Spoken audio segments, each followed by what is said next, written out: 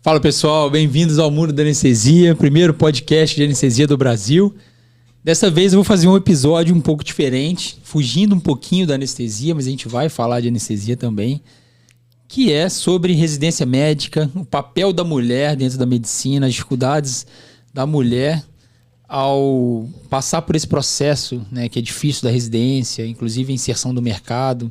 Estou aqui com duas convidadas médicas, uma é da área da ginecologia e obstetrícia, a outra é da área da clínica médica. Estou aqui com a Letícia Sintra e a Maria Luísa Araújo? Carvalho, olha isso. Na verdade, eu entrevistei tantas pessoas já, desculpa, tá, Maria Luísa? A Letícia eu já conheço pessoalmente, mas foi um prazer te conhecer. E obrigado, tá, por estar aqui. Obrigada a você. Letícia, obrigado também. Obrigada a você. Né? Então, a gente vai falar um pouco de assuntos aí polêmicos também que aconteceram aí recentemente. E uma coisa que eu sempre quis falar aqui nesse podcast é sobre assédio, né? Assédio moral, assédio sexual. Infelizmente eu não consegui trazer ninguém da anestesia, mas eu acho que isso é uma coisa que acontece em qualquer especialidade, que é o assédio sexual em cima da mulher ou até o assédio moral. Tem muitos residentes, principalmente. Não sei se isso acontece com frequência lá depois da residência, mas que sofrem disso e às vezes ficam caladas pelo período da residência, justamente porque elas dependem ali do chefe, enfim, que geralmente é o chefe ou alguém superior que acaba cometendo, né, esses assédios morais, principalmente. Então é uma coisa que eu sempre quis discutir e eu acho que vou ter a oportunidade de discutir com vocês aqui. Mas antes de começar, vamos se apresentar, né, pessoal? Como eu também não conheço vocês muito bem, então, Letícia, primeiro, um minutinho para você falar de você, depois a Maria Luísa vai falar também. Bom, meu nome é Letícia, fiz especialidade de ginecologia e obstetrícia. Hoje atendo em consultório e em pronto-socorro, tanto de hospital particular quanto do SUS. E estou cursando pós-graduação em sexualidade. Mas ainda tentando entender em que eu posso ser útil nessa especialidade de diferente, assim, do que está acontecendo hoje em dia. Muito interessante, né? Sexualidade, eu acho que é uma área que deve crescer muito ainda, né? Por conta de tudo que está acontecendo, né? A sociedade está mudando bastante, né? E eu acho que é uma área talvez até difícil, né? Até para o médico entender, né, um pouco sobre isso, né? Recentemente teve até uma professora da USP de Ribeirão, foi muito atacada por ter palestrado num congresso, acho que brasileiro, de ginecologia e obstetrícia, falando sobre sexualidade, e ela publicou as legendas, né, num slide. E são várias siglas que nós mesmos nos perdemos, o próprio médico e às vezes a população geral, né, não entende também o que significa essas siglas, né? São muitas siglas, são muitas letras, e ela publicou um slide, na verdade, sobre o que significa cada letra, né? E aí isso repercutiu de forma negativa. Aí a USP de Ribeirão, né, emitiu uma nota falando que defendendo a professora, e realmente ela estava no papel ali de mostrar, ensinar, né? Óbvio. Que é uma coisa que vai ser cada vez mais comum, né? Sim. Então, depois a gente podia falar sobre isso também, sobre essa especialidade nova. Com certeza. Né, que muita gente que pode estar escutando pode se interessar por ela, né? Sim. Né? Sim. Parabéns. Com certeza. Obrigada. Maria Luísa, e você? Bom, eu fiz residência de clínica médica, agora eu estou trabalhando em consultório também, trabalho em pronto-socorro e estou estudando para tirar o título de clínica médica e aí, vendo como é que vai ser, tô gostando bastante dessa fase que eu estou vivendo, descobrindo e os meus pacientes criando vínculo. Tá sendo bem legal. E você trabalha, então, você estava me dizendo, pronto-socorro e também numa clínica, né? Atendendo pacientes diversos. Tem 2 anos. 2 anos que eu tô lá, então o vínculo que eu já criei com esses pacientes, para mim, é uma coisa bem legal. E você acompanhar ele como um todo mesmo, assim. É o que mais a gente precisa, eu acho, né, na medicina, é voltar a ver o paciente como um todo, né? A anestesia também, a gente está tentando reconstruir isso, porque o anestesista ficou muito automatizado, assim, né? Ele é um cara que começou a enxergar o paciente só no intraoperatório, começava a fazer anestesia só para aquele tipo de cirurgia e esqueceu muito do paciente no pré e no pós. Hoje a gente está tentando retomar isso, né? Para enxergar o paciente como um todo, inclusive a parte mais humana da medicina. E eu já tive, né, parentes, né, doentes, né? Avós, né? Tios mais velhos, enfim, com uma queixa inespecífica, ninguém sabia o que era, a gente não sabia para quem encaminhar, cara. Eu acho que a gente na medicina precisa muito, né, Maria Luísa, de um médico para poder fazer toda a investigação, acompanhamento e ser uma referência para o paciente, né? Que é o médico da família no SUS, né? Que seria o médico da família no SUS, exatamente. Em algum momento da minha vida eu também cogitei a hipótese de ser médica da família. Mas a medicina de família tem, na verdade, uma dificuldade, na minha opinião, que é o recurso, né? Você fica muito preso, né, ali. Sim, mas eu acho que essa referência de um médico geralzão, eu acho que no particular ou no convênio, eu acho que seria interessante também, né? Porque o clínico geral, ele vai investigar tudo, provavelmente não vai deixar passar nada, porque muita coisa está relacionada a, sei lá, a medicação que o paciente toma, queixas muito inespecíficas que às vezes, por exemplo, uma dor lombar, né? O paciente vai direto no ortopedista. Porra. Exatamente. Só para dar um exemplo, meu tio, infelizmente faleceu de mieloma múltiplo, e ele tinha uma dor lombar de 2 anos e todo mundo achou que era, né, nada. E aí ele não foi em ninguém. Se fosse num clínico geral bom, né, um cara provavelmente ia fazer uma série de exames e ia detectar algumas alterações que o mieloma múltiplo pode oferecer, né, num exame de sangue, de urina. Enfim, aí ele pegou a fase mais tardia da doença, infelizmente não. Então a gente tem muito disso, essa tendência, né, de encaminhar para especialista demais, né? Sim, você vê muito o paciente indo em diversos especialistas, ainda mais agora pós-pandemia, onde os pacientes estão muito ansiosos, então eles estão muito poliqueixosos, assim, por sintomas de ansiedade mesmo. E aí você vê ele indo no gastro, indo no ortopedista, indo no neuro, indo no psiquiatra e todo mundo dando remédio e de repente tá aquela... Exatamente. E ninguém consegue enxergar aquilo tudo que tá acontecendo, Exato. Né? E ninguém de repente consegue enxergar que é um problema, tá ansioso, pós-pandemia, tá todo mundo mesmo mexido. O número de diagnósticos de ansiedade cresceu bastante, demais, né? Então, às vezes, o paciente chega com dor nas costas, chega com insônia, chega com dor de cabeça e você tá ali tratando os sintomas, mas não tá tratando a causa daquilo. Exatamente. Tratando sintomas, dando dipirona para febre, né? Essa polifarmácia também, né? É complicada, né? Porque o médico dá o remédio para o coração, esse remédio tem efeito colateral, que aí ele não percebe, ninguém percebe, aí o outro dá remédio para esse efeito colateral, aí fica uma coisa, né? Exatamente. Muito doida. E a gente estava até falando sobre isso. Existe, né, uma certa cobrança da população, até dos médicos, sei lá, o recém-formado, vai fazer o quê, né? Você vai fazer... Aí a gente estava até conversando sobre clínica médica. Todo mundo acha que depois o clínico geral deve fazer alguma especialidade. E você fica até brava com isso, né? Que eu já fiquei sabendo.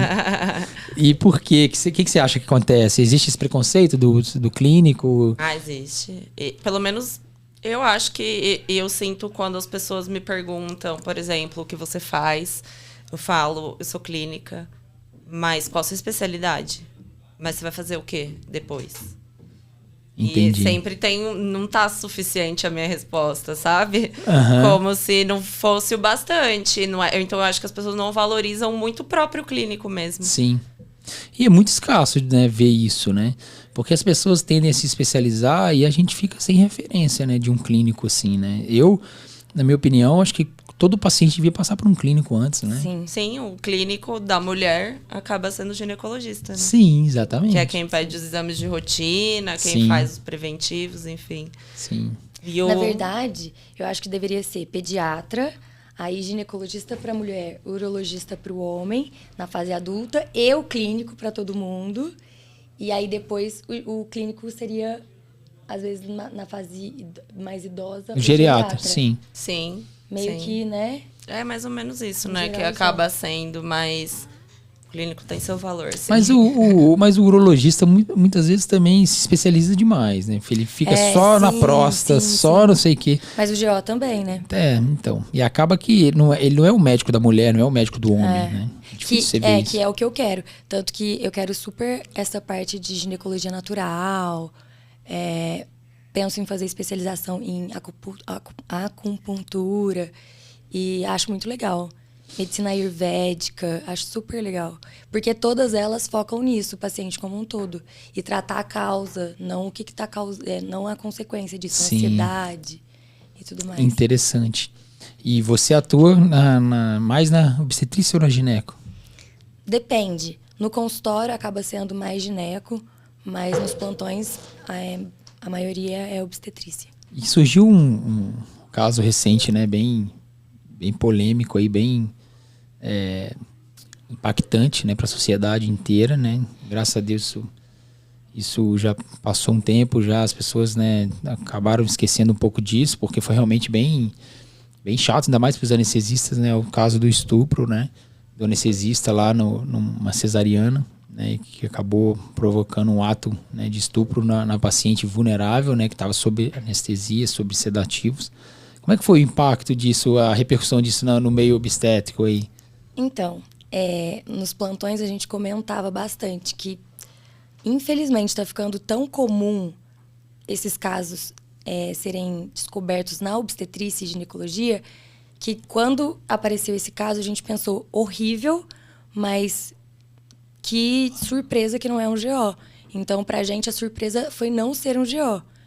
Porque está sendo muito frequente, né, esses casos, né? Então, mas é muito triste. Mas a gente espantou da especialidade de ter mudado. E muita gente falou assim, pô, mas como que os obstetras não viram, né, o ato ali, enfim, né? Só que é difícil, né? Você tá ali operando focada no... Não, é super difícil. Até porque o seu foco principal é tirar o bebê bem e entregar pro neonatologista. Então, depois disso, o seu foco é fazer o máximo para tudo ficar perfeito. Controlar sangramento e manter a anatomia da paciente. Então, você fica muito focado. Então, várias vezes você só percebe, assim, às vezes eu, pelo menos, né, sempre pergunto, tudo bem? Você tá bem? Tá sentindo alguma coisa? Porque aí a gente vai se comunicando com a paciente. Mas olhar mesmo ou ficar do tipo... o que tá acontecendo na sala nem é legal isso, né? Porque se ficar com o olho no peixe no gato... né? Porque você tá muito concentrada, sim, né? Sim. Nem é só função nem também, né? Mas assim, nossa, eu acho que não tem como. Mesmo que a gente, infelizmente, esteja se acostumando com esses casos, eu acho que não tem como a gente não ficar muito mal quando a gente fica sabendo de um novo caso. Eu fiquei chocada. E todo mundo falou sobre isso. E você acha que vai mudar alguma coisa depois disso? Você sabe que eu já percebi mudança? Eu comento sempre no plantão. Eu percebi um cuidado maior dos anestesistas na postura deles com a paciente. Olha, que interessante isso. Eu juro que eu percebi uma mudança, sabe? Um cuidado. Porque, infelizmente, a vida de plantão é muito ingrata. Então, às vezes, quando você tá cansado, você tá com fome, você tá de saco cheio daquilo, às vezes você fica meio que no seu estado mais instintivo. Então, às vezes, quando você começa a ser muito chamado para procedimentos muito complicados, você começa a ficar meio grosseiro. E aí, às vezes, quando você percebe isso no outro, você fala, nossa, desnecessário. Mas eu tô percebendo que eles estão se segurando mais. E eu acho que isso foi bom, porque... É uma coisa interessante, né? Na anestesia também eu acho que vai mudar algumas coisas. O anestesista vai evitar ficar sozinho em sala. Porque às vezes acontece isso, né? O cirurgião sai de campo para não sei, conversar com a família, né? O enfermeiro às vezes sai de sala o técnico de enfermagem para buscar alguma coisa e a gente está despertando o paciente, né? Fica sozinho com o paciente. E às vezes o paciente, né, acorda, o que aconteceu, né? E se ele acordar ali sozinho com o anestesista, depois disso tudo que aconteceu, não sei, né?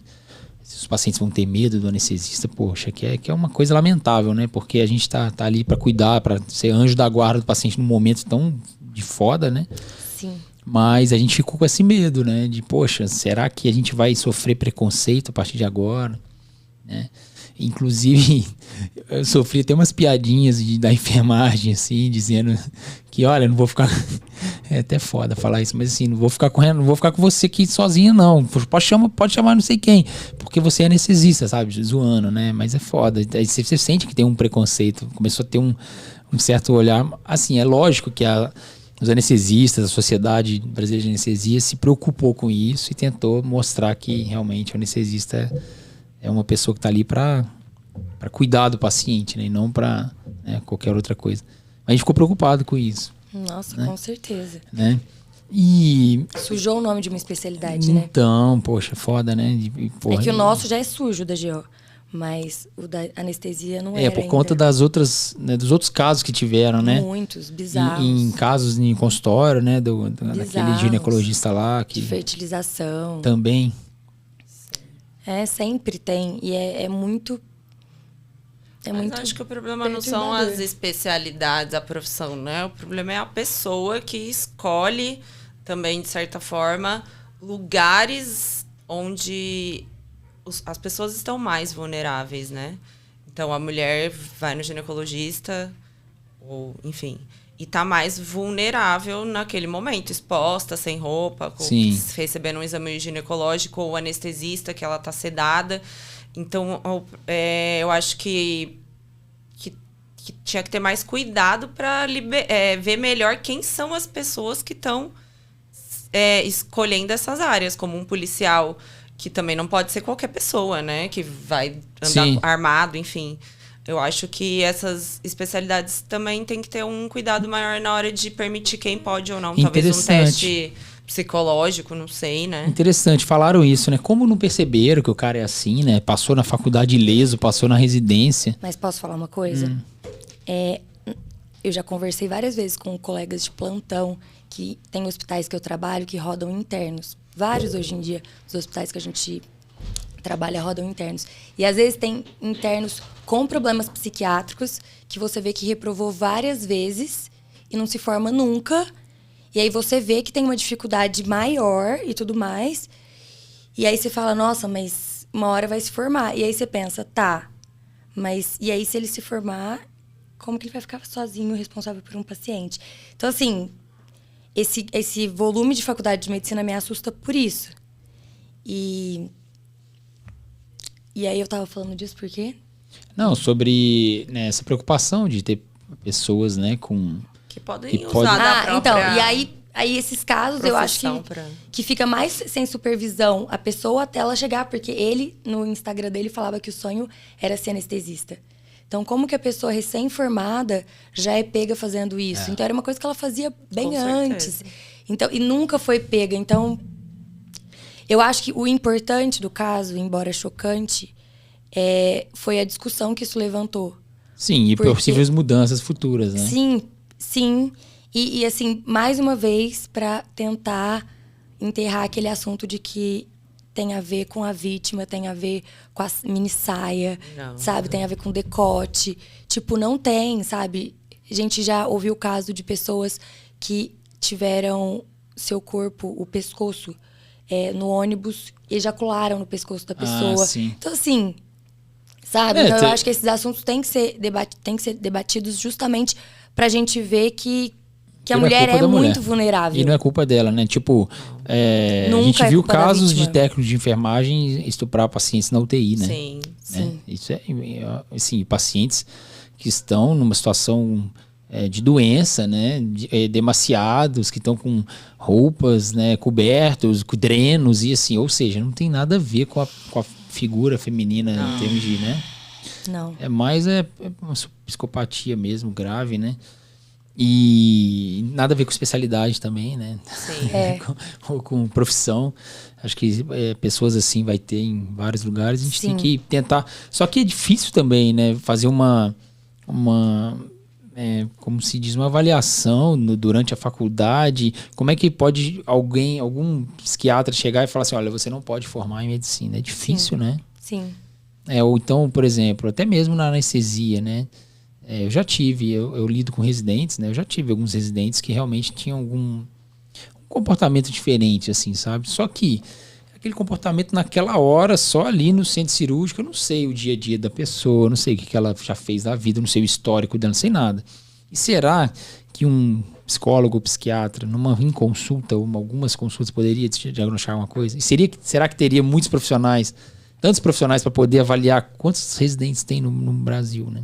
É muito difícil, né? Não, com certeza, mas por isso que eu acho que a gente tem que avaliar bem o profissional que a gente vai contratar, né? Mas, mais uma vez, agora com esse tanto de faculdade de medicina, cada vez mais os profissionais vão ser de baixa qualidade. E, assim, não sei se vocês observam isso, mas a contratação, ela não valoriza nada, né? Tipo, você não tem uma entrevista, não, né? Você vai dar plantão no hospital, mesmo que seja... Não estou falando um plantão aleatório, mas sim, você vai ser vinculado ao hospital. Você trabalha numa clínica, trabalha no hospital, você também... Né? Não houve... Eu acredito que não houve uma entrevista. Em clínica ainda corredor, né? assim, mas como, por exemplo, com um RH, com não sei quem, igual tem com empresas, né? Por que numa empresa a contratação envolve uma série de burocracia e no hospital não, né? Que envolve vidas, né? É difícil, né? É também, não sei, às vezes tem escassez de profissional, aí... Eu acho que é escassez e a gente também, muitas vezes não é SLT, né? É PJ.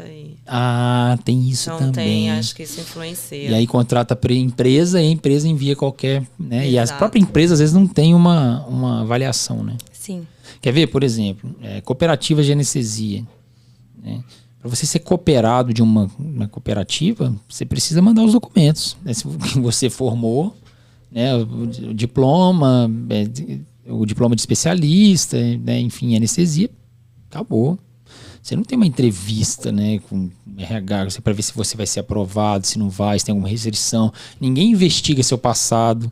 É difícil pedirem, por exemplo, histórico do CFM, do CRM, se tem alguma coisa, né? Sim, agora nos locais que eu trabalho até teve tudo isso, mas eu lembro recém-formada, assim, de pegar um plantão no Facebook e dar o plantão. E a pessoa não tem nem o número do meu CRM, nem uma garantia que de fato eu era médica. Não é? Por isso que tem esses casos de pessoa que atendia e não é médico. Aprendeu com Grey's Anatomy.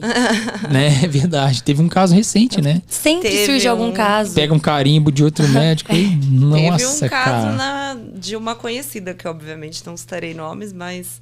que usou o CRM de uma colega e estava dando um plantão com o CRM de uma colega. Mas ela não era médica? Ela fez medicina, mas não se formou. E aí, sério? E foi dar plantão com o CRM de uma colega. E aí mas essa colega, lógico, não sabia. Não. Foi pegar no pulo e... fim de história. Não, mas e aí não acontece nada, né? O que acontece com essa pessoa? Não aconteceu nada. Mas sabe uma coisa mais, que eu né, penso? que uma pessoa que tem dinheiro. Né? Sabe uma coisa que eu penso? A medicina, quando você se propõe a fazer, parte-se do pressuposto que você é uma pessoa de caráter muito bom, né? E aí, quando acontece essas situações que a gente ficou sabendo do estupro e os demais casos de violência contra o paciente, a gente fica chocado justamente porque o médico é muito idealizado. Tem isso também, interessante isso. Né? E a gente não vê isso no dia a dia, né? A gente vê que tem muito médico que não tem nada humano, que não tá ali para a medicina por glamour, por status, né? Então, realmente... Mas tem os dois lados, né? O médico também é muito... talvez existe um preconceito, às vezes também muita gente criminaliza o médico demais, é complicado, né? Eu acho que é exatamente isso. Tem paciente que tá errado e tem médico que tá errado. Mas eu, obviamente, do lado do médico, eu vejo o quão não glamuroso é esse caminho que eu escolhi da ginecologia e obstetrícia. Então, é muito legal. Tanto que eu sempre comento que o fato de eu poder fazer um parto, todo mundo, não tem uma pessoa que não fale, nossa, que legal, porque a energia é incrível e todo mundo que não presenciou deve imaginar. Mas, isso é muito legal, só que o resto, a gente é muito condenado. Então, às vezes, eu acho muito ingrata, sabe, a especialidade. Embora eu goste de fazer os procedimentos que eu faço, as cirurgias, eu tenho um real prazer em fazer. Mas, às vezes, a vida do ginecologista e obstetra é cansativa.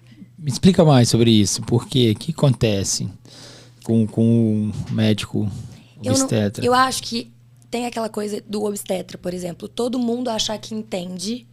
Eu acho que quem é o grande renegado da medicina é o ortopedista e o ginecologista e obstetra. Porque eu tenho amigos ortopedistas e a gente sempre comenta. Ninguém acha que a gente é bom o suficiente para ser considerado médico dentro da medicina. Porém, ninguém sabe fazer o que a gente faz. Então, aparece uma gestante, já mandam pro GO. Alguém quebrou alguma coisa, já manda pro ortopedista. Então, assim, mas você deixa sabe que a gente com a nossa especialidade. Na anestesia também acontece isso. Sério? Sim, o anestesista muitas vezes não é visto como médico, né? Tem muitos pacientes que não sabem que a gente é médico. A gente é um técnico ali que fez 6 meses de um curso e acabou, né? Tem muita gente que acha que o anestesista nem fica em sala, que vai lá, aplica anestesia e vai embora, entendeu? Porque eles não veem, né? E às vezes não sabem do grau de responsabilidade, né? Exatamente. Porque os pacientes entregam a sua vida para o anestesista. Não, eu acho muito trágico, né? Aquela frase, seria cômico se não fosse trágico, quando os pacientes não tem nenhuma indicação de cesárea e, por exemplo, é uma paciente super obesa, que tem diabetes, hipertensão, enfim. E aí, porque quer uma cesárea. Aí você olha e fala, meu Deus, tá encaminhando tudo tão bem pro parto normal. Por que ela acha que é melhor fazer uma cesárea? Aí você tenta explicar isso pra paciente. Aí a paciente acha que você não quer fazer cesárea. Sim. Então, assim, é cansativa. Esse negócio do direito da paciente é bom, mas ao mesmo tempo atrapalha às vezes, né? Super. Eu acho que a paciente tem super que ser esclarecida do que a gente vai fazer com ela, é o corpo dela. Mas eu acho que, assim, uma vez que você vai em um determinado profissional, você está prestando o serviço daquele profissional. Então, assim, fale a sua necessidade e deixe ele te ajudar. Senão, se você não gostar do atendimento, vá procurar um que você se sinta mais confiante.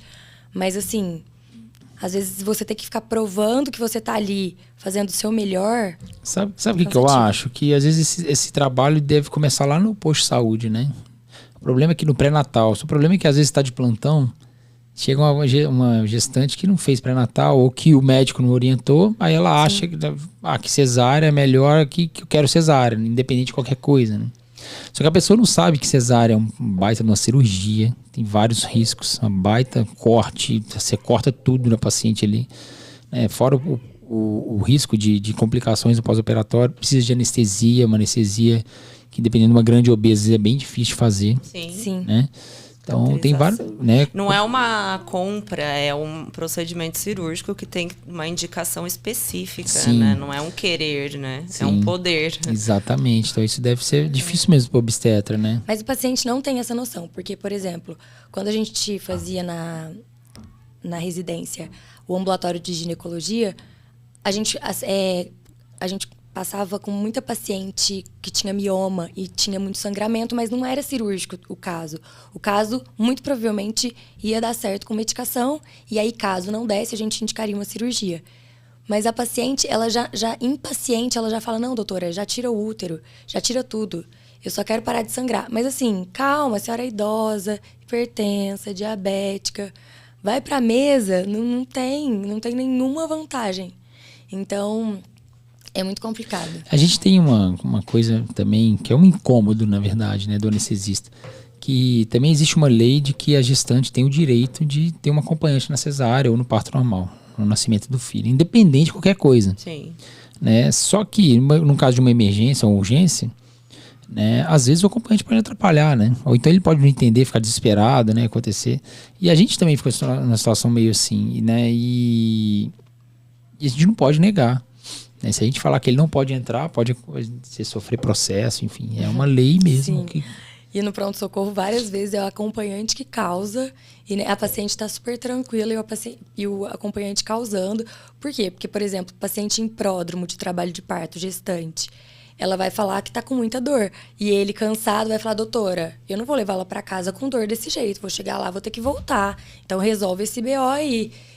Só que você não tem o que fazer. Se a paciente não tiver em trabalho de parto, você não vai internar a paciente. Se tiver tudo bem, você não vai internar. E aí, assim, às vezes ele cansado, estressado, desconta em você. Que foda, hein? E aí você tem que ficar provando. Aí eles começam com aquele assédio moral, né? Que olha e fala assim, então tá bom. Então, se acontecer alguma coisa com o meu bebê, a culpa é sua. E não sei o quê. Aí você já fica, meu Deus. Então uma situação... ter que ficar provando que você tá tentando fazer o seu melhor. Uma melhor. de bico danada, né?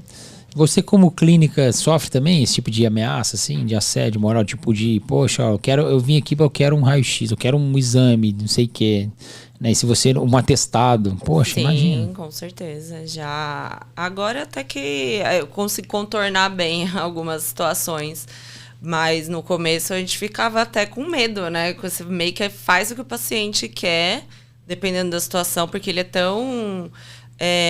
tem tanta certeza que é aquilo, e aí você pensa, depois se der um problema, ele vai achar que o problema é porque eu não pedi esse exame.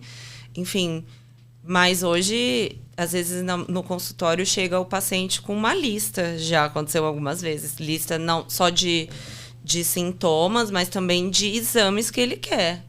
Uma vez apareceu uma paciente que queria uma neuromiografia. Ela queria que eu pedisse para ela. Porque ela achava que precisava, assim, sabe? Sei. Porque ela tinha dor, então acho que esse exame aqui vai ser bom. Aí já pede uma tomografia também do meu abdômen.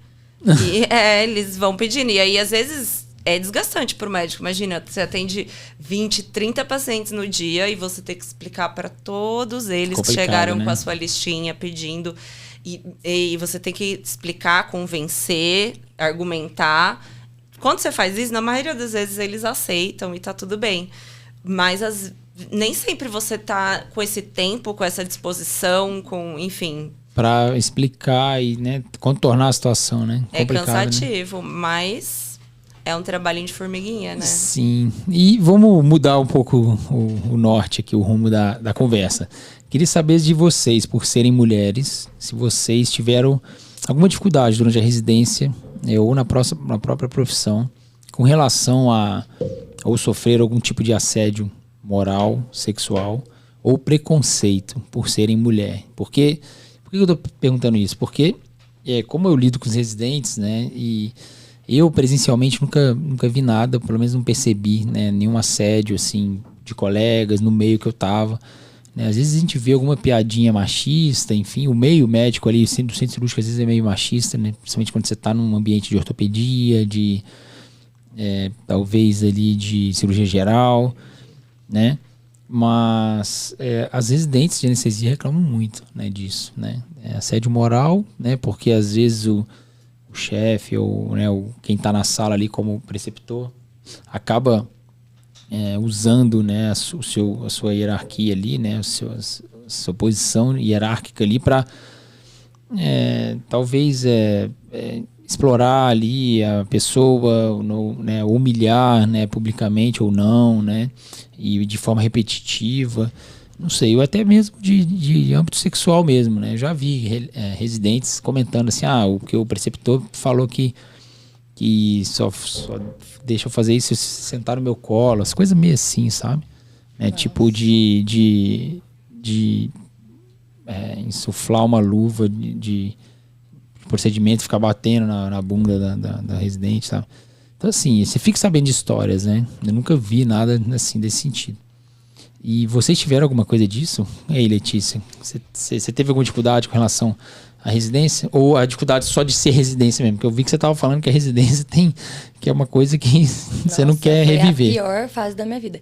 Então, só que é aquela coisa, né? Não sei se quem olhou de fora achou que foi tão sofrido assim, mas pra mim foi uma fase muito perrengue.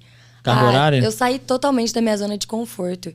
Então, assim, é um lugar que você tem que sempre fazer mais do que você pode. É que é uma transição, não é uma faculdade, né? Você sai da faculdade toda, né, de boa, aquele clima legal, e depois meio criançona ainda, independente da idade.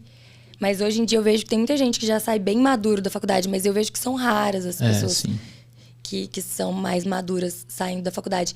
Então eu acho que a residência é uma boa escola. Mas hoje está melhorando muito, mas igual antigamente, igual hoje em dia os pais... É muito mais fácil a gente ver pais flexíveis e mente aberta e que conversa com tudo com os filhos do que antigamente. Da mesma forma, a gente vê que as residências estão melhorando. Eu ainda acho que tem um limiar muito... Uma linha muito tênue entre aquela coisa de você colocar ordem na casa e você ensinar com amor, sabe? Sim, é Porque difícil. é difícil. É difícil você ter o respeito de quem é chefe, né? Ter o respeito ali, ao mesmo tempo ser um cara amigo, né? Um cara, né, sociável ali, é difícil mesmo. Eu vejo que, por exemplo, às vezes tem residentes, que às vezes você vê que, tipo, é uma pessoa querida e você vê que ela tem um grande potencial. E aí você quer, às vezes, dar alguns toques, assim, mas é difícil essa fase, porque você já tá muito machucada. Então, vem mais essas críticas construtivas. É difícil, mas, ao mesmo tempo, você ali, como uma pessoa que passou exatamente pelo que ela tá passando, você quer falar. Então, é muito complicado. É muito difícil, complicado, né? Você sentiu alguma coisa? Sofreu alguma coisa, Maria Luísa? Eu sofri na residência. Minha residência não foi tão puxada assim, no sentido de carga horária. Assim, era fim de semana, por exemplo, um sim, um não, mas... E aí isso atrapalha algumas coisas, né? Ver seus pais, ou tem que estar no hospital no Dia das Mães, ou no Natal, ou no Ano Novo, enfim. Mas eu acho que eu comigo mesma, assim, tava numa fase mais confusa sobre o que eu quero da minha vida.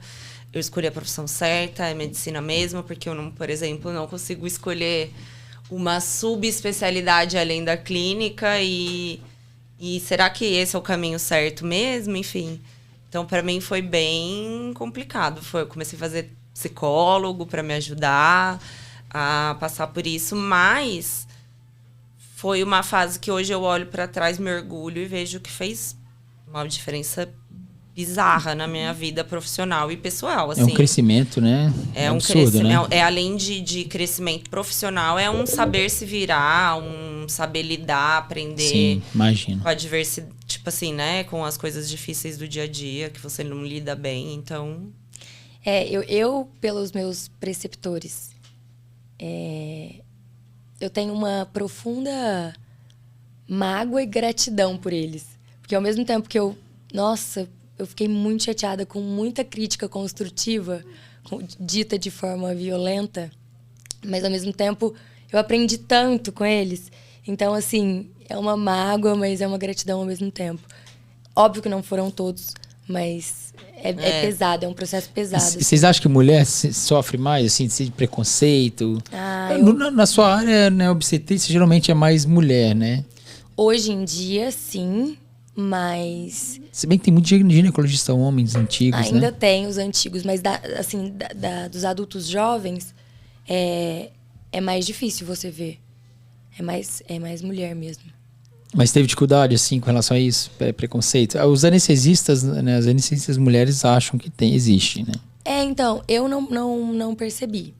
Embora eu veja que o centro cirúrgico é um ambiente bem machista, eu não percebi nada específico. Eu percebo que na cirurgia geral, né, a mulher que resolve fazer cirurgia geral, ela sofre um pouco mais com relação, porque é um ambiente bem machista. Ortopedia, nem se fala. Mas eu tenho visto cada vez mais mulheres fazendo ortopedia. Né? É interessante isso. Sim. Porque durante a minha residência e depois como anestesista, eu cada vez comecei a ver mais mulheres ortopedistas. E também agora, recentemente, mulheres na urologia. Sim. Então, interessantíssimo, né? Eu acho muito ambiente legal. Super machista, né? Lógico. Muito. Né? Mas, e na clínica médica, assim, não? Não, até que eu já lembro na residência, quando eu rodei na cirurgia, de alguns comentários desnecessários com o âmbito sexual, enfim. Mas só depois de formada, até que não. Às vezes acontece ganha um presentinho aqui de um enfermeiro ou de um médico, um abraço meio estranho, ou que você fica na dúvida, tipo... meio desnecessário, né? Não sei se isso daqui forçado. É uma cantada, se, enfim... É uma gentileza, É uma né? gentileza. É um limite tênue também. E aí fica até difícil de se posicionar, às vezes. Eu como... Na verdade, eu não sou preceptor, mas eu sou anestesista e as residentes ficam comigo em sala, né? Eu também tenho essa... às vezes, esse receio da interpretação, né? Às vezes você é muito gentil, Sim. Você pode, né, ser mal interpretado também, né? Sim, então é difícil, você fica né? um pouco até, às vezes, na dúvida, porque você fala, será que é só uma gente? Porque às vezes o ambiente é tão machista, não na medicina, mas enfim, na vida, né? Sim. E que você fica... Não sei se isso é só uma gentileza. Pareceu só uma gentileza, mas não sei, né? E às vezes o machismo tá tão inserido que você é machista, por exemplo, às vezes eu posso ser machista sem perceber, cara. Sim, né? Com certeza. E às vezes não é culpa da pessoa diretamente, é porque ela conviveu tanto com isso que é uma coisa normal, né? Assim, às vezes acontece, né? Sim. E... mas assim, no trabalho de vocês agora, pós-residência, vocês já sofreram assédio de pacientes ou de colegas, enfim. Por exemplo, é difícil, né? É que a mulher na obstetrícia é menos, né? Talvez, mas não sei, o homem na obstetrícia ou na ginecologia deve ser mais difícil, talvez, né? Deve ter que sempre trabalhar com a mulher do lado ali. Com certeza. Com certeza. Né? Não é o que acontece, mas deveria, sim. Né? Eu não sei se você já teve algum problema com o paciente? Não, graças a Deus, não. Mas você falou que já te perguntaram sobre se você era casada, se não é? Já me perguntaram se eu era casada, às vezes um elogio. Um elogio aqui, outro ali, mas a gente não dá muita trela. Eles falam, obrigada, vida. Continua olhando pra baixo, nem olha pra cima, continua fazendo a receita. Entendi, Ganhei um presentinho esses dias eu falei agora de um rapaz que trabalha comigo. E assim, do nada, ele começou a me dar bombom, aí me deu um creminho de mão, e aí eu tô... Meu Deus... Não sei o que eu faço, sabe? Aí às vezes é meio chato, sabe? Chato, Porque eu também sou simpática e trato bem e doei pra todo mundo. E aí eu fico, será que ele confundiu que eu fui simpática? É difícil, né? É difícil, né? E as pessoas acham que, pelo Grey's Anatomy lá, acham que a medicina é toda assim, né? Sim, todo mundo todo mundo acha que é isso, já me falaram isso. Eu falei, nossa, não. Cara, é impressionante, né? O pessoal acha que que é maravilha. No centro cirúrgico, nos elevadores, né? Não, e a galera acha que a vida da medicina é muito legal. E não, é o maior perrengue. Tem a parte legal, mas é muito perrengue. Um tem que ter uma resistência, né? Você imagina como anestesista ficar de sobreaviso, essas coisas. É difícil, né? cara. Não ter hora, não sei. É foda. Né? E o ambiente cirúrgico às vezes é insalubre, né? Muito. Não tem janela, tudo fechado, frio, né? Ar-condicionado torando. Né? Então a gente fica, às vezes, que se dá plantão 24, né? A gente fica 24 horas sem ver a luz do dia. Nossa, né? isso é horrível. Chega, às vezes, de noitinha, que é cedo, né? E às vezes sai à noite. Então, é chato você não ver o sol, né? Nenhuma hora do dia, né? Sim. É uma coisa que, às vezes, parece que não acomete, né, a gente, mas que tá acostumado, mas acomete. Mas não só ruim, como é necessário, né? A luz do sol, exatamente. Eu vejo colegas que trabalham muito que são amarelos, né? Tem aquela cor artificial de plantonista, né? Que talvez seja uma cor adquirida dessas lâmpadas aí, né? Então, enfim, né? É complicado mesmo. Mas, e assim, vocês estavam falando sobre pós-graduação. Que vocês não fariam residência de novo, provavelmente. Nossa, é difícil voltar para fazer uma sub e voltar a CR1, né? Nossa, sim, muito. Ainda mais depois que você já tá trabalhando, você meio que manda em si, né? Sim, voltar a ser... isso me incomodava muito. Você ter que responder, né? Você ter essas pequenas obrigações que às vezes incomoda, né? Que é uma coisa que não é... Sim, nossa. E é aquilo, né? Quando a residência tem a bolsa, mas... Tem que dar plantão por fora, então é cansativo. É cansativo demais, né? E aí você já tá numa vida mais tranquila, assim, e ter que voltar para isso, né? E hoje, sexualidade é só pós-graduação que tem, né? Não tem... Eu acho que só pós-graduação. É igual nutrologia. Não, nutrologia tem residência, não sei. Nutrologia tem. Tem residência já? Né? Eu não sabia que tinha. Eu fiz... Na residência que eu fiz tinha nutrologia. Como residência? Hospital, Legal demais, né? É uma área bem nova, né? Sexualidade, né? É bem nova. Importante também, né? E importante, com certeza. Eu acho legal porque começou a me fomentar essa curiosidade pela sexualidade quando eu via que os pacientes chegavam, as pacientes, né, mulheres chegavam no consultório e às vezes tinham queixas sexuais e eu não sabia o que falar, porque a gente não aprende isso na residência. E aí eu falei, eu quero poder ajudar de alguma forma, né? E aí, quando eu comecei a fazer a pós, eu vi que abrange muito mais coisa. abrange o atendimento à mulher trans, abrange o paciente que é bissexual, que é... Enfim, abrange muito mais. Eu acho que a pessoa poder ter um médico que ela consegue confia tudo, né? E porque tem paciente, por exemplo, lésbica, que fala, doutora, eu não uso nenhum método contraceptivo porque eu não tenho relação com homem, então eu não vou engravidar. E às vezes eu vejo que elas falam meio assim, acuadas ou meio bravas, sabe? Pra já se impor, porque já tá acostumada a levar, né? A apanhar.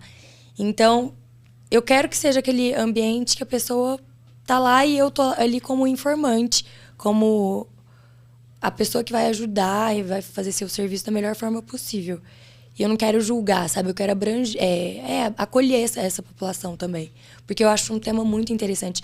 E na pós a gente tem muito estudante de psicologia, psicólogo, e além de médicos também. Legal. É muito legal, muito legal. E você também abrange prevenção também de doenças sexualmente transmissíveis? Sim.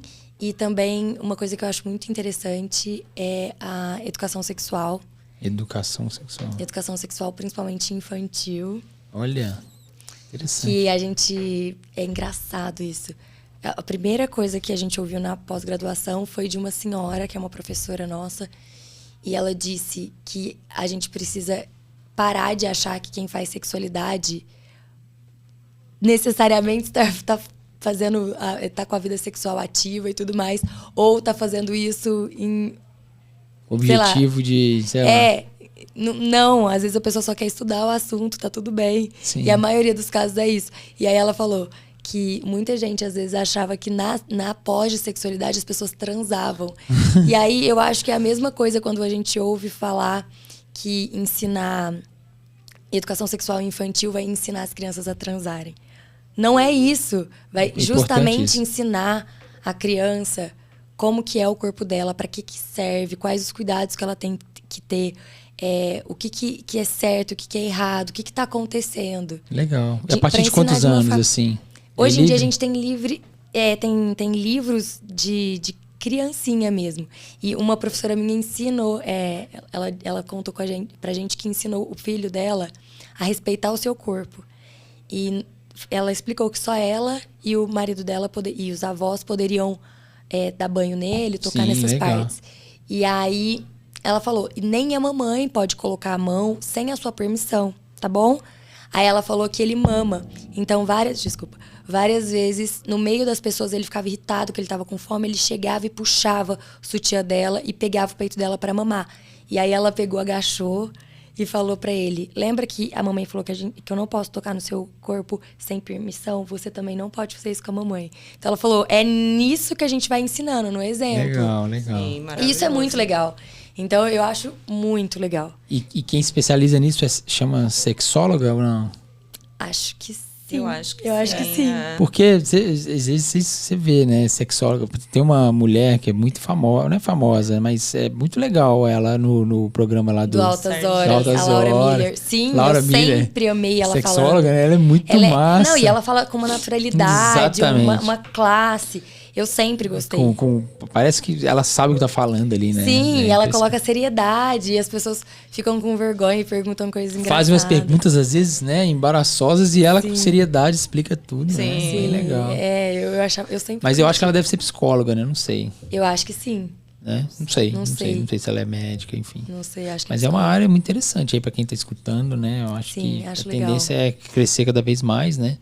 Acho que está desmistificando um pouco sexualidade, né? Antigamente era um assunto entre quatro paredes, ninguém podia falar nada, né?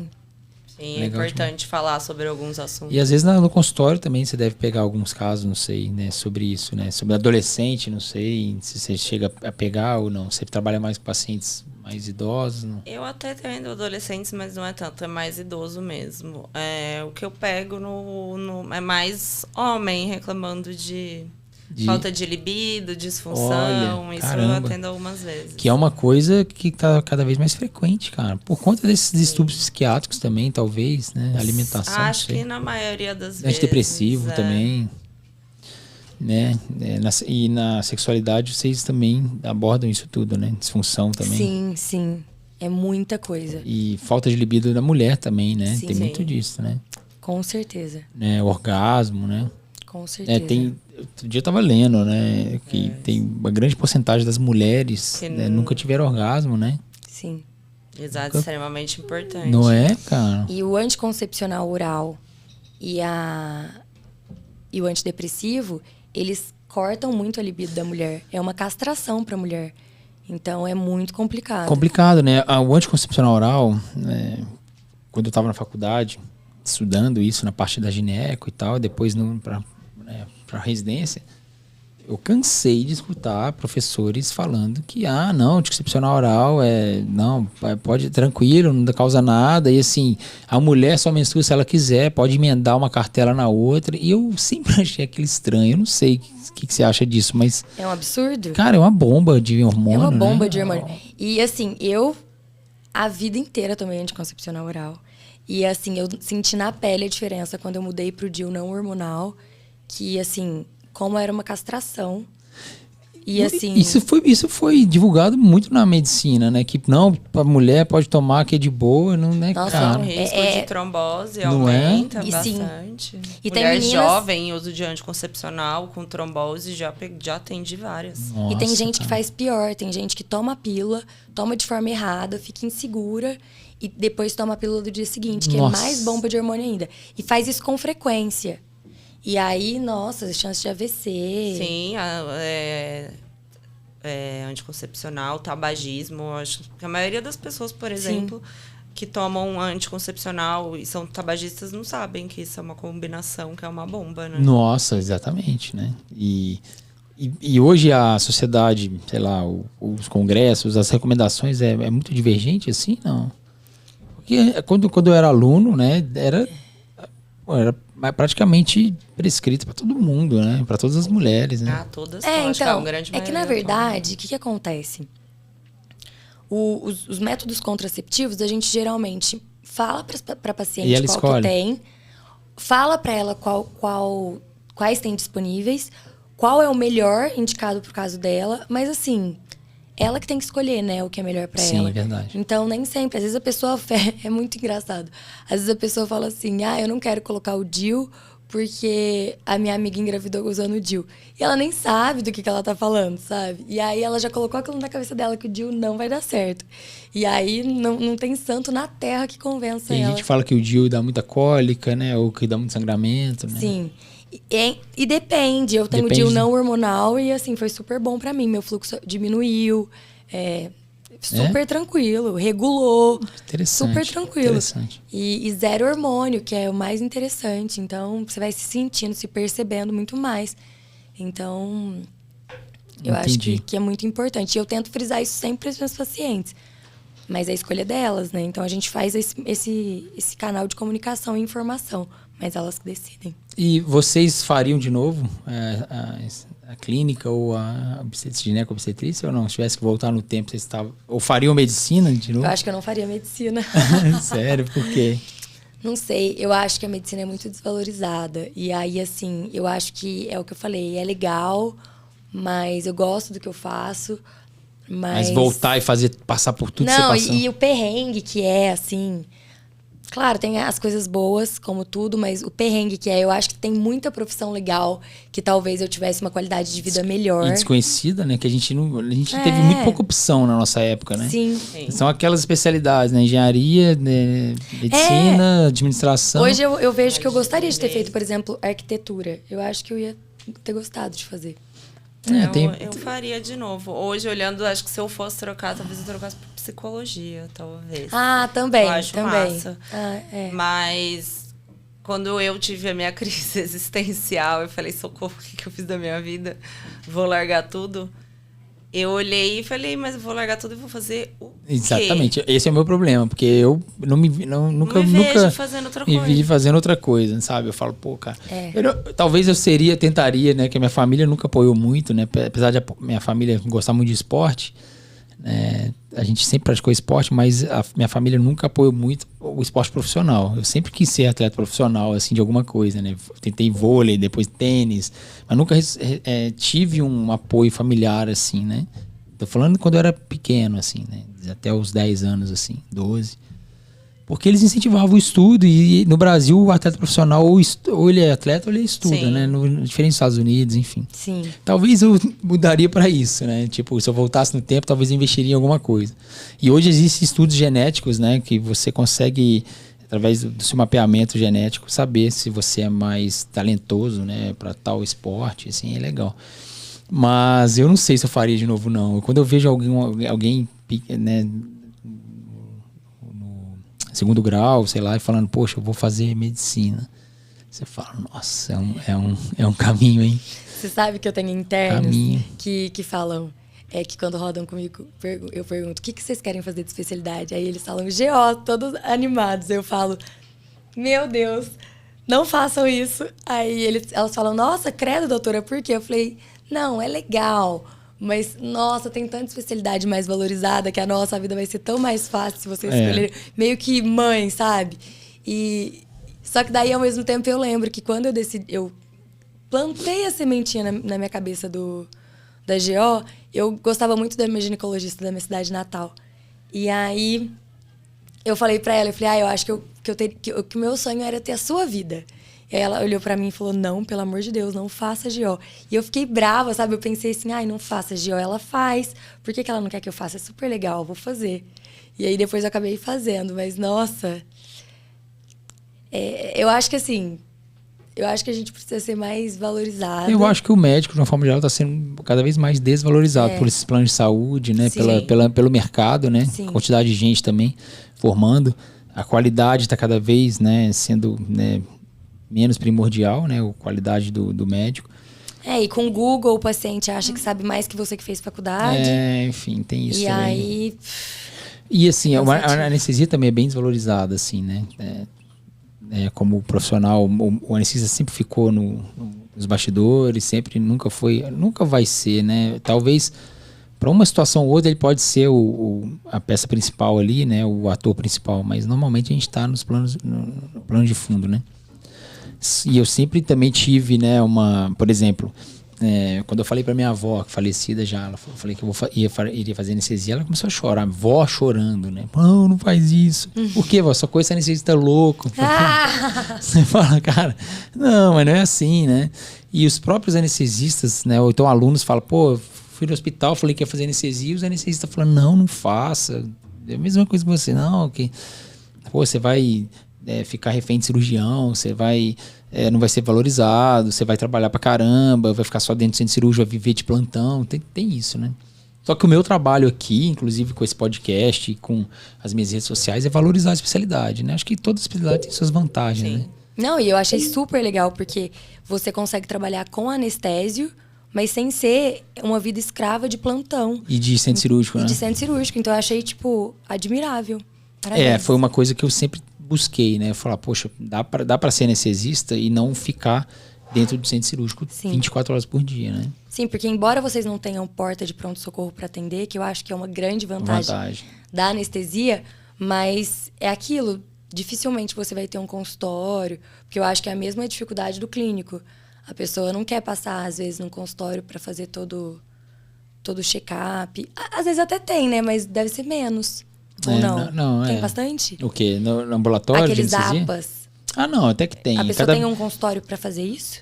Porque hoje está cada vez mais... Na verdade, é obrigatório, né? O paciente ter uma avaliação pré-anestésica, Mas né? num consultório? Não, e aí está cada vez sendo mais estimulado o paciente passar no consultório. E aí existem umas oportunidades de você receber até do plano de saúde por isso.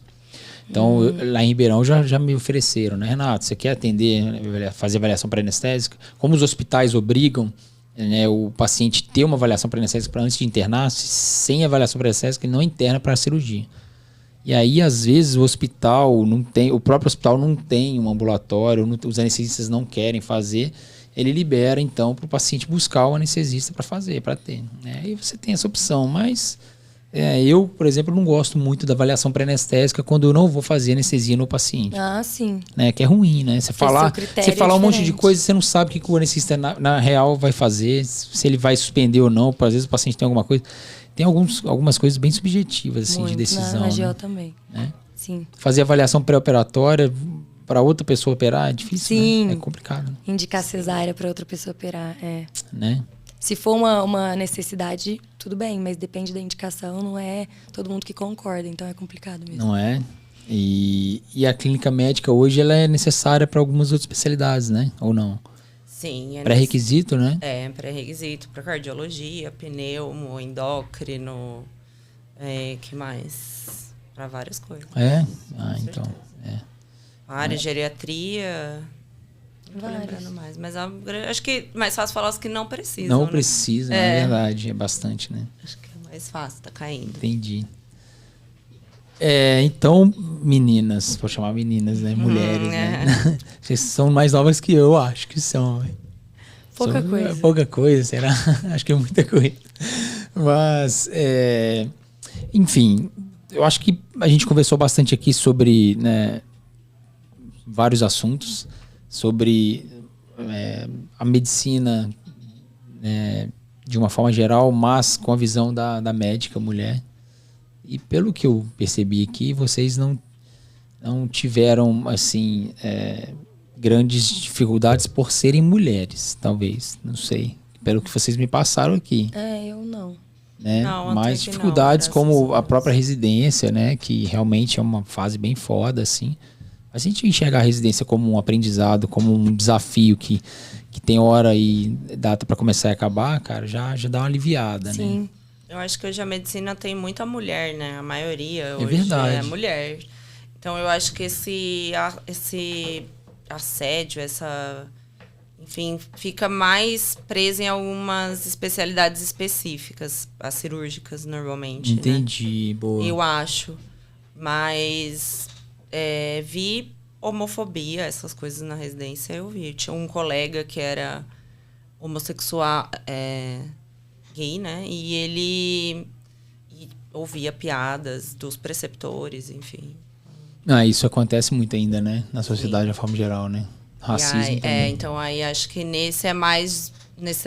Pra esse lado é mais... Mais evidente, mais assim. evidente. É que hoje em dia, como as mulheres cresceram muito, né? Dentro da medicina, assim, ocuparam muito espaço, né?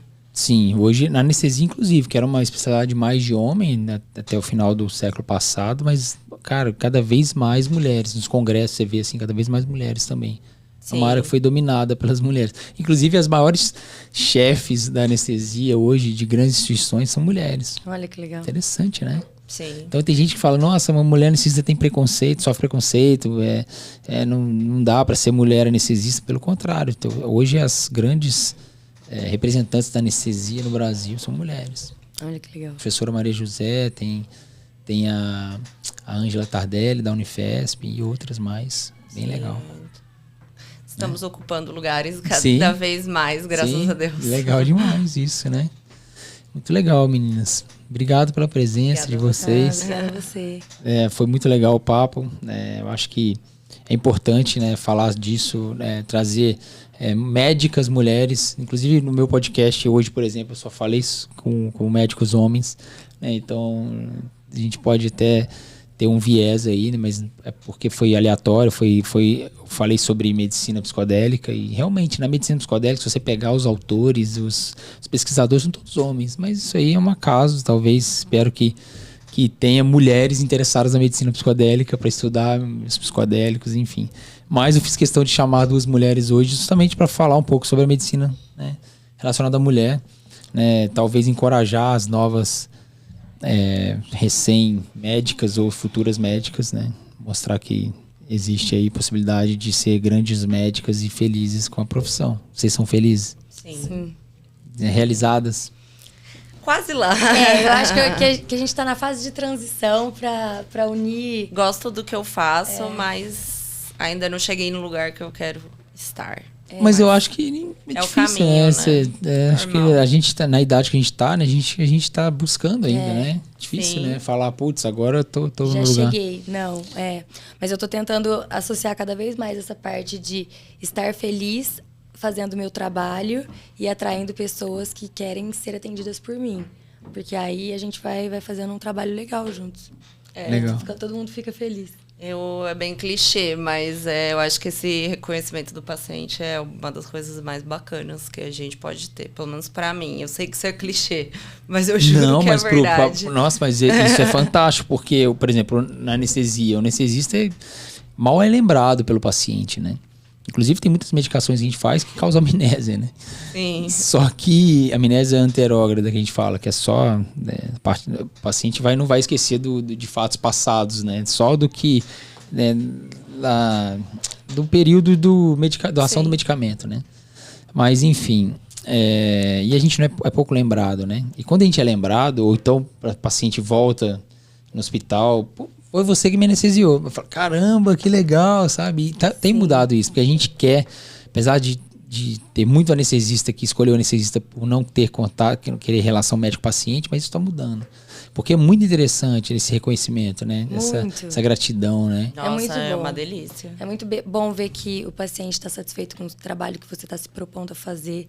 Sim. E aí você se sente estimulado a fazer cada vez melhor. Mas hoje em dia, como a gente acaba tendo que trabalhar muito, a gente se submete, às vezes, a condições muito... às vezes a gente está muito cansado. Né? E repercute, às vezes, no nosso atendimento. Às vezes o paciente, às vezes, também percebe, né? Que você tá sem paciência. Sim. A gente é humano, né? Exatamente. A gente é humano. Às vezes o povo...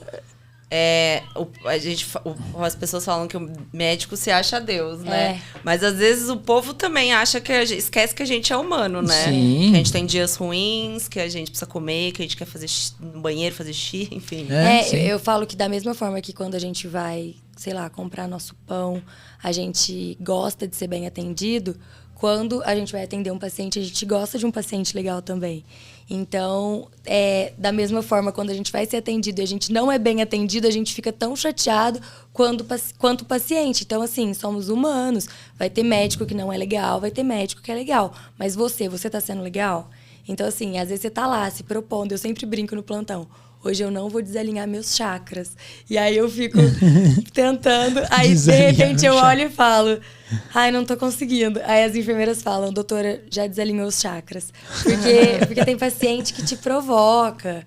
E às vezes... É treta. E às vezes você tem que respirar bastante. Mas eu acho que a gente tá se movimentando para isso. E como é que é a sua relação com os anestesistas? De boa, assim? É engraçado, porque eu conheço anestesistas muito bacanas e muito competentes, mas na cirurgia eletiva, no hospital que a gente atende os pacientes do consultório, a relação é muito boa. Mas no pronto-socorro, principalmente do SUS, tem os plantonistas que são muito competentes, legais, tem os sempre ranzinzas que estão de saco e tem cheio. os ranzinzas que estão de saco cheio e que ficam questionando por que a gente está indicando cesárea. E aí, ao mesmo tempo, tem o NEO, que fica julgando a gente, às vezes, se ele acha que o trabalho de parto não está da forma adequada. E aí um caos. É difícil, né? Você fica sendo meio que julgada no tempo todo, né? Tem o... Analisada, sei lá. Não, tem o outro colega. colega. Um trabalho em equipe, né? Sim. E tem o outro colega de GO que, quando você vai passar o plantão, às vezes te julga achando que você deveria ter indicado alguma cesárea que você não indicou. Então, assim, você é o tempo inteiro instigado. O paciente que acha que você tá querendo o mal dele, do bebê. Porque no SUS é bem isso. Eu falo, gente, eu acho que eles acham que a gente acorda e pensa... Hoje eu não tô afim de ser legal. Porque é só acusação, assim, às vezes. Aí você fala, meu Deus. Que assim, a gente tá no plantão, a Maria Luísa, e passa assim, e a maternidade é muito assim, né? Um dos motivos de eu ter parado de trabalhar em plantão e maternidade, porque assim, você chega no plantão às 7 da noite ou às 7 da manhã. Não tem nada. Fica 7, 8, 9, 10, 11, meia-noite, 1, 2... Aí 3 horas da manhã começa. A casa cai, parece que as gestantes querem... acho que não sei se é a lua, o que é, mas é à noite, de madrugada. Os nenéns gostam de nascer de madrugada. Gostam. Aí você fala, cara, não acredito. Aí você é chamado para fazer a cesárea, né? E aí, às vezes, aí fica uma coisa que a gente não tem como saber. Por exemplo, quando o obstetra chega e fala assim, sofrimento fetal. Desacelerou e tal, precisa fazer cesárea. Cara, não tem o que fazer, né? Como que eu vou questionar alguma coisa? Vambora, vamos fazer. E aí o neném nasce com Apgar 10. Não, mas isso acontece sempre. E aí você fala, aí você fica assim, na dúvida, sabe? Não, você graças fala, a Deus acontece sempre. Porque, olha, tem cada cardiotoco não tranquilizadora que quando você faz a cesárea, o bebê nasce chutando bola, você fica assim, Que saco, né? O anestesista vai me matar. Então, aí a gente fica meio assim, mas fala, pô, mas o que vai fazer, né? Sim. Quem sou eu pra falar, não, eu não vou anestesiar de jeito nenhum. Lógico que eu vou lá anestesiar. E na residência rolava às vezes de... eu lembrei isso agora. Eu ficava às vezes com medo de chamar o anestesista quando era curetagem, porque é um procedimento muito rápido. E aí eu tinha medo, porque eu lembro que eles ficavam bravos. E aí a gente tava perguntando se a gente tinha problemas. E é isso, né? Porque curetagem também, se a paciente estiver sangrando, tem que fazer. Sim, fazer. E aí é isso. Mas aqui existe os dois lados. Existe o médico que é de boa, né? Que assim, que é o obstetra que faz as coisas certinho e tal, mas tem cirurgião que dá uma forçadinha na barra. Porque, por exemplo, se passar o plantão, não é ele que vai fazer a cirurgia. Ah, com certeza. Aí ele acaba dando uma miguelada para começar a cirurgia para ganhar em cima da cirurgia, ou se for residente para treinar. Sim. E aí, por exemplo, indicação de uma cesárea, tipo 6h20 da tarde, sendo que o plantão acaba às 7. Você fala, nossa, cara, não acredito, cara. Mas é aquele negócio, né? Não tem jeito. O custo da... Não, tem que acreditar e não sei o quê, né? Só que às vezes acontece também, o contrário, né? Indicam, né? Vamos supor, uma cesárea letiva. Aí você vai lá, paciente magrinho, você vai lá, tenta fazer hack e não consegue. Aí você faz 1, 2, 3 vezes, aí consegue. Ou então demora, aí o obstetra acha que o anestesista é ruim, que, putz, cara não sabe fazer uma hack. Ou então faz a hack, falha. Aí você vai fazer a incisão, ixi, reagiu. Aí você fala assim, nossa, esse anestesista é muito ruim, cara. O cara não sabe fazer uma hack. E às vezes assim, como é mais ou menos às cegas, né? A punção e a anatomia é muito diferente, né? Cara, tem hacks e hacks, né? Com certeza. E aí tem essa desconfiança do obstetra também, né? Então existe uma desconfiança mútua aí. Tem. Mas faz parte, né? Faz. É isso. Mas todas essas especialidades são muito legais. É que o clínico trabalha meio assim, se bem que não, né? Na sala vermelha, mas na sala vermelha em equipe precisa. Sim. Mas no consultório é mais você ali, né? Você não depende tanto de colegas médicos ali na hora, né? Não, e o clínico é tão importante que eu sempre converso com ela. Que quando a gente tá na rua, que se alguém infartar, ainda bem que ela é médica. Porque eu sou só GO. Então... É verdade. É verdade. Ela é médica. E ainda mais bem que você é anestesista. Ela é a única médica. Eu sou só GO. Eu sou médico de centro cirúrgico, sabe? Não, e eu só sei fazer parto. É verdade. Pessoal, tá acabando o tempo. Obrigado aí pela presença. Bem legal demais o papo, tá? Obrigada. Esse conteúdo vai estar no Spotify, no Deezer, no Cashbox, no Google Podcast e também no YouTube. Então vocês podem compartilhar aí com os amigos, com os estudantes de medicina, com os residentes, enfim. Tá bom? Tá bom. Quem estiver assistindo no YouTube, se inscrever no canal, tá? Pra quem não se inscreveu. E quem estiver escutando no Spotify, se inscreva também no Spotify e dá aquela avaliação 5 estrelas lá pro canal, que isso ajuda o canal a crescer, tá bom? Obrigado então, meninas. Obrigada. Valeu demais. Valeu, pessoal lá, ó. Dá tchau pra quem tá assistindo. Tchau. Valeu. Um abraço. Até a próxima.